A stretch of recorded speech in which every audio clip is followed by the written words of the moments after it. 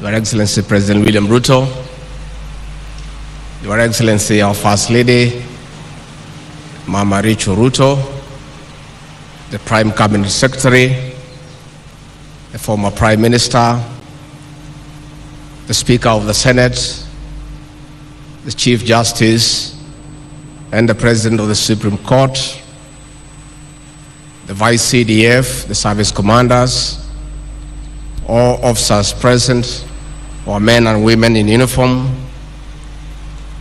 Mrs. Ogolla, and your children and the family. We come here accompanying the President, first and foremost to condole with the family of General Ogolla. Again, we come here to condole with the KDF fraternity for the loss of their general, a celebrated and decorated soldier who has passed on in the course of duty. Your Excellency, as we condole the family and the KDF family, let me also, on behalf of the executive, take this moment to condole with you as the Commander-in-Chief of Kenya's Defense Forces for the loss of your CDF, whom you considered as a loyal and brilliant military strategist. Your Excellency, for the time we worked with the General Ogolla, he was a very committed officer of the military. Besides that, the man was humble, pleasant, and amiable. He was also a very kind man. And when we talk to many officers who have served under him, they would give testimony of his humility and his kindness. Your Excellency, I was a beneficiary of his kindness. I remember late February this year, when I was in my office, I was informed that the Chief of Defense Forces, General Ogolla, is at the door waiting to see me. And I couldn't understand because I was not expecting him. He had not said he is coming.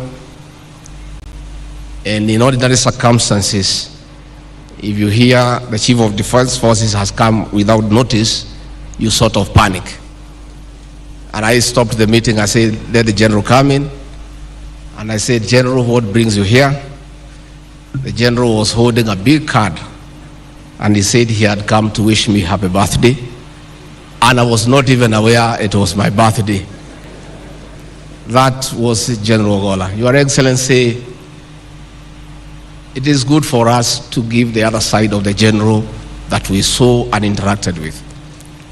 General Ogolla, despite being a very tough General and Commander, who is celebrated for his various accomplishments, was also a very humorous man.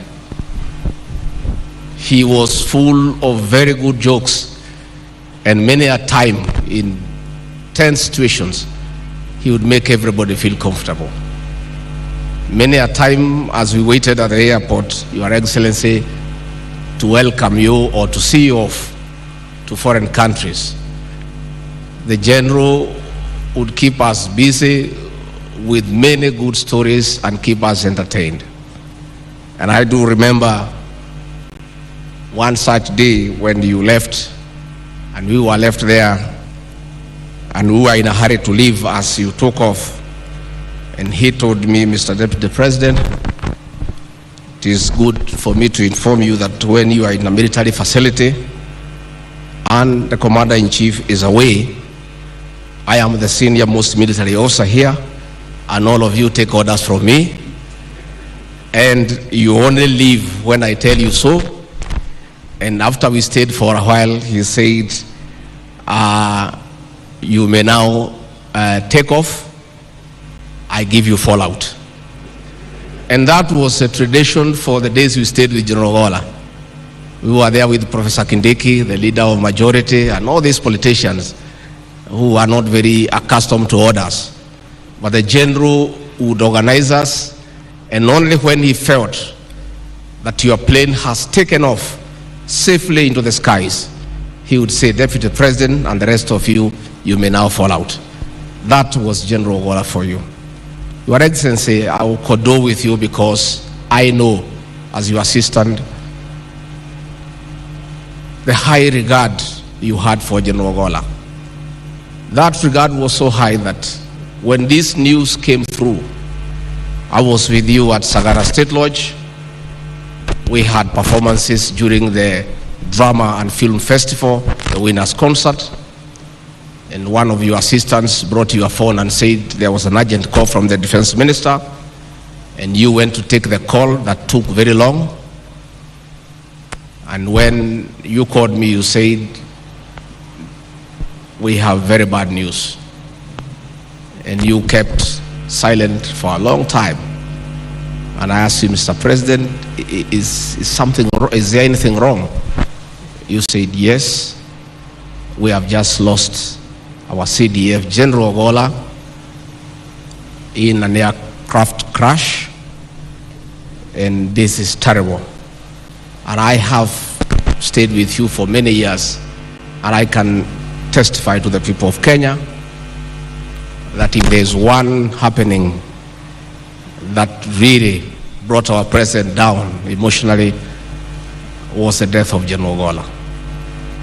And Your Excellency, yesterday, as we visited the home of General Ogolla, I was very elated because of a decision you made last year. When we had a working tour in Nyanza, you told us that General Ogolla is a very likable person. He has brought value to your government, and you felt that we needed to know his home and go and visit his family. And we did go to Siaya, and Mrs. Ogolla treated us to a sumptuous meal for dinner. We had great conversation with the family, with the Joel and the mother and the general. And yesterday, as we went to the home, we did not meet strangers. We found people that we had met. Mrs. Ogolla, the son Joel, and as we go to bury him tomorrow in Siaya, we are also not going to a home that we did not know. We are going to a home that we have been to. And it just ignited my imagination that probably, Your Excellency, it may be time that we create time the way you did that day, as we work to get time to know the families of those who work under us when they are still serving. I think it's about time. With those very many remarks, I ask the KDA family to listen to the son of the general. Let the death of General Ogolla, who died while serving, strengthen your resolve to protect our borders, to keep peace in our country. Though we appreciate the general died in duty, it would have been acceptable if he was pursuing the enemies of this country from other countries. But it is tragic that he died while trying to settle challenges caused by our very people here in Kenya. And I think his death should strengthen the resolve of our forces and our security agencies to wipe out the banditry menace in this country once and for all. That would be a great honor to this hero. With those many remarks, let me request you to be upstanding as I invite the President and Commander-in-Chief to come and honor his general and speak to the nation. Your Excellency.